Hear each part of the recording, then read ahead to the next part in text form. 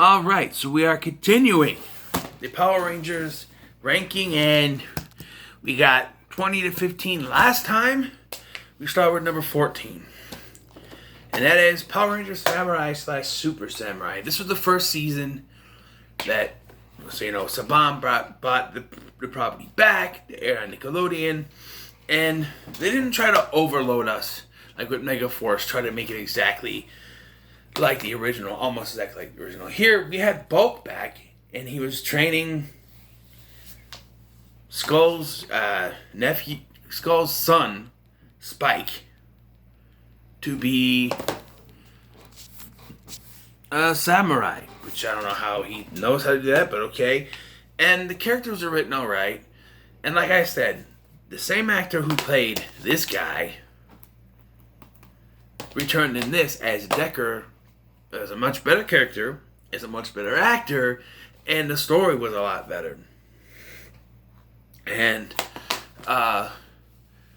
but much like the Disney seasons, this also featured one of those second half plot twists that kind of ruined it by revealing. So this whole thing was, the whole story is about the next generation of Power Rangers being trained by Mentor G. Their parents or descendants, whatever, were what banished these Nihilocks into the Netherworld, and now they're going to come out and they have to stop it. And it's all about Jaden mastering this black box and then mastering a sealing spell to seal them, the Nihilocks, away and end the Master and stop the Master completely. That's what this whole 2 parts have been, and whether he has the confidence or not to do it. For them to throw in a late season plot twist, like 3 episodes before the end, that it's actually his sister who has been secretly in hiding practicing this sealing spell so she can do it, and it had nothing to do with Jaden. So his whole story arc didn't really go anywhere, except for it does, because somehow she can't do it, so he's got to do it. Never mind if you already have this sort of kind of storyline that Emily, the Yellow Ranger, is taking her sister's place because her sister got sick. So it's kind of the same thing, only there's not as much weight on Emily's shoulders. For me, that twist I was already kind of on the fence about this season, but when a twist happened, I'm like, okay, you jumped the shark so far that you're in space now. It's just out of there. Number 13 is Beast Morphers. This is the current season, so I'm not going to do any spoilers, but just to say that it's a decent season with decent characters.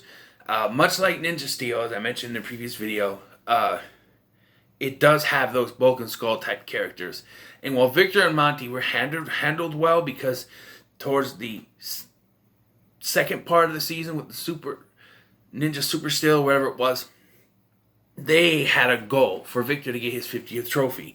Here, they're just bumbling idiots, and that something happens each episode. But other than that, I think it's a decent story. They take the morphing grid and put it into the actual city, and they have a villain who's sort of like Fenjix and RPM, and it's still pretty good. So yeah, that's why it's 13. Number 12 is Jungle Fury, and so this was one of the only.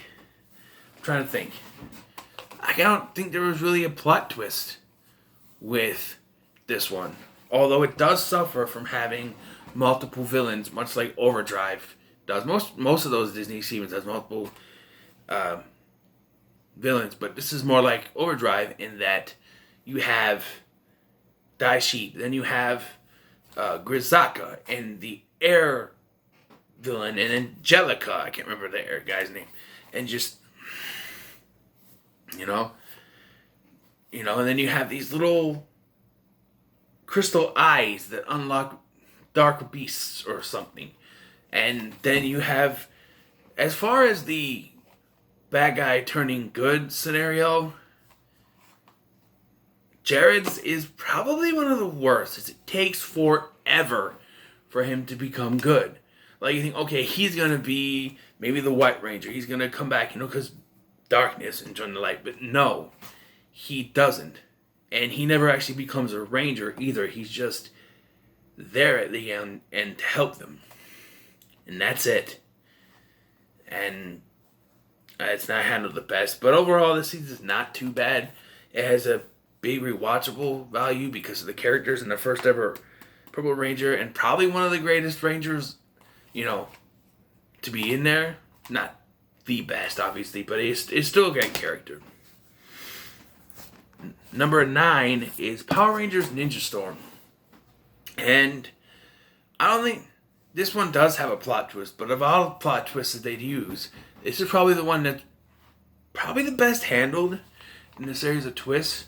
So there's a couple of twists, but the plot twist I'm talking about is the big plot twist. So you have these three. This is the first one to use the 3 Ranger format. These 3, and you get the Crimson Thunder and Navy Thunder Rangers, and then you get the Samurai Ranger. When they do the Samurai Ranger, first of all, it's obvious it's going to be Cam because he wears green, so that's a little bit ruined. And then he travels back in time to when his dad was a student at the academy, and he finds out his dad had a twin brother. And then we find out that not only that, but his twin brother is actually Lothar, the villain of this season. And it makes sense because Grant McFarlane, just remember that name, actually portrays both the Sensei and Lothar. And people complain about, why did the Sensei need to become a guinea pig for? Well, that was so Grant McFarlane could focus more on being Lothar and just do the voice for the Sensei. I think it worked. And the characters are written well in here, and there's a lot of redemption story, and probably one of my favorite Battleizer behind the In Space one, because Shane's redemption or Shane's whatever. And again, there's multiple villains, but they're not main villains. They're side villains. There's Motodrone and Vexicus and them, but they're not main villains. They become side villains. And this season, for the first actual Disney season, I don't care what they say, Wild Force was not a Disney season, this was done pretty well. Alright, well, this is where the first video would have stopped if I was able to do it all in one shot. But now we're going to go on to number 10, which is the original Mighty Morphin Power Rangers. I know, throw tomatoes at me. Throw tomatoes at me, throw your knives, grab your pitchforks, your torches, light me on fire. But while I love, every one of these now, these top 10, I absolutely love. So we're going to get into some of the better ones. But the reason why this is number 10 is because for as good as it is and how much I love this, and it's the original incarnation, it's hokey as hell. Rewatching it now in 2020, oh my god, this is cheesy. And it's not well done at all, at least in the first season. The first 2 seasons, there's an episode where you can still see one of the Japanese characters behind one of the bad guys in the giant scenes. Their transition from the Japanese tokusatsu to Power Rangers, not the best in the earlier seasons, but it does have some of the best characters. And thought it was going to be in my top 10. Whether the other ones change around or not, this is always going to be in my top 10. So, okay, so number 9 is Power Rangers Zeo. And the reason it gets a little bit up is that it is put together a little bit more well. And it's a better character-driven season, that's for sure. Tommy's character, while developing a lot in here, was pushed forward more in this one. And, you see the development of he has his brother. And the handling of the 6th Ranger, while it took forever for them to reveal who he was, and when they did, it didn't really make a lot of sense because they had a lot of red herrings. It was interesting to see a new Ranger come along and try to figure out who he was and what the mystery was. And it's a decent season. The villains are pretty good. And yes, there's multiple villains, but the way they handle it is still pretty decent. So we get to number 8, Lightspeed Rescue. Now, this was the first one I remember being okay, they're really getting serious. Well, we had In Space and Lost Galaxy. This one was completely disconnected, other than the crossovers. But this one was completely disconnected. It had to do with demons. There was no space stuff. no aliens, no connection to previous seasons other than the crossover. And it was about people with special skills, human special skills. You got a firefighter who's the firefighter? A firefighter who's the Red Ranger. A nurse is the Pink Ranger. A rock climber is the Yellow Ranger. A pilot, a helicopter or plane pilot, whatever, is a Green Ranger. And a deep sea diver is the Blue Ranger. It has a great story arc for the Titanium Ranger, which was the first Ranger to not be taken from Tokusatsu. It was, or Sentai, whatever. It was the first original Ranger, and they didn't use it as much because of that, but you can use it more because there's no Sentai footage, but still, it was a great season. And you're going to see that most of these are probably going to be from the original Saban era. There's quite a, hold on.